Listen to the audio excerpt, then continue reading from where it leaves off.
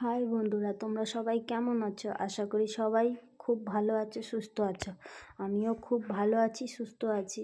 তো বন্ধুরা, তোমাদের কি বলবো, আমাদের দক্ষিণ জলাপাড়া জনাই রোড এতটাই পরিমাণে ডুবে গেছে, যেটা ধারণার বাইরে।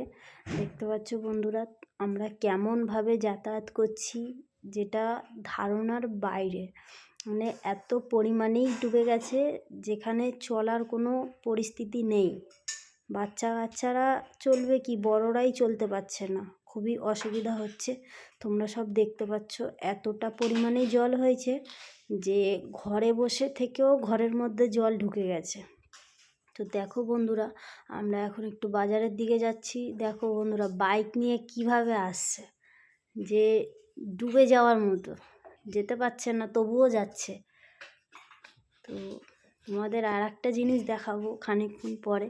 এমন অবস্থা, মানে পুকুরও তো বোঝাই যাচ্ছে না যে কোনটা পুকুর বা কোনটা রাস্তা। মানুষের খুবই অসুবিধা হয়ে যাচ্ছে, এত পরিমাণে জল হয়েছে।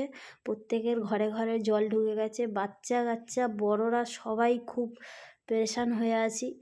দেখো, সবাই যেতে পারছে না পরিমাণের বাইরে, কিন্তু যেতে আমাদের হবে, এমনই পরিস্থিতি। ড্রেন কেটে দিয়েছে কিন্তু কিছুতে কিছু হচ্ছে না। তো কি বলবো বন্ধুরা, এই দেখো আমরা এখন বাজারের দিকে যাচ্ছিলাম, আমার দিদি এসেছিলো।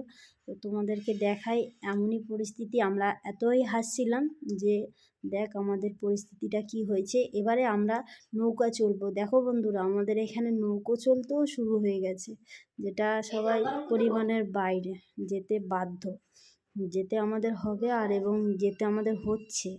কি বলবো বন্ধুরা, আমরা এখন মানে ভাড়া যাওয়ার জন্য বলছিলাম, এখন ভাড়া ঘরেই খুঁজতে বেরিয়েছি।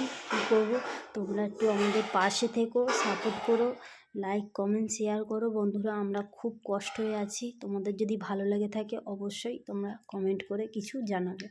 ঠিক আছে বন্ধুরা, আমরা এখন বাজারে যাই। অন্তত আমাদের এরকমভাবেই চলতে হবে। টাটা বন্ধুরা।